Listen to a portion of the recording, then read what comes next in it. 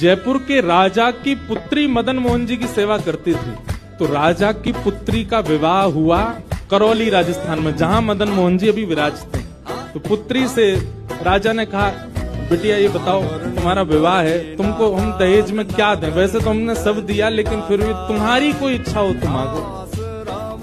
उसने कहा, पिताजी मुझे सबसे ज्यादा प्रेम श्री मदन मोहन जी से है। आप माता जी और पूरा परिवार गोविंद देव जी गोपीनाथ जी की सेवा किया करो। मदन मोहन जी को मैं ले जाऊं अपने साथ, अपने ससुराल में इनकी सेवा करूंगी। राजा रोने लगा, अपनी पुत्री के चरणों में सर झुका के बोला, मुझे क्षमा कर दे पुत्री, तू जो मांगेगी सो दूंगा, पर ये मेरे हृदय है, मैं इनको नहीं दे सकता। मैं वृंदावन आंख पर पट्टी बांध करके तुझे स्पर्श करके अगर तूने असली मदन मोहन जी को पहचान लिया तो मैं ये मान जाऊंगा कि तू नहीं, ठाकुर जी तेरे संग जाना चाहते हैं। ठाकुर जी की इच्छा पता चल जाएगी। तो राजकुमारी बोली, ठीक है आप ये प्रयोजन कीजिए। राजा ने महाराज कारीगरों को बुलवाया और मदन मोहन जी के डिट्टो कॉपी 7-6 स्वरूप बनवाए। रात्रि में जब सोई, अगले दिन परीक्षण होना था, तो रात्रि में जब सोई तो बहुत रोई और ठाकुर जी से कहने लगी, नाथ मैं आपसे बहुत प्रेम करती हूँ, मैं आपके बगैर नहीं रह सकती, पर मेरे पिताजी की बहुत जिद है। अब कहीं मैं आपको नहीं पहचान पाई, मेरे तो प्राण ही निकल जाएंगे, विदा होना तो बहुत दूर की बात है।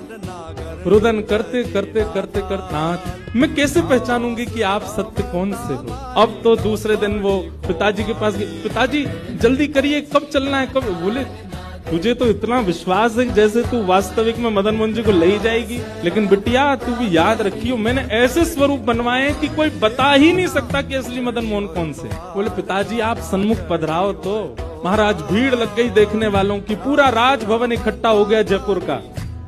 7 स्वरूप विराजमान हुए पुत्री के आंख पर। अभी बोले ये नहीं है, दूसरा स्पर्श किया, ये भी नहीं है। ठाकुर जी खड़े थे 5वीं पंक्ति में, 5वें वाले थे।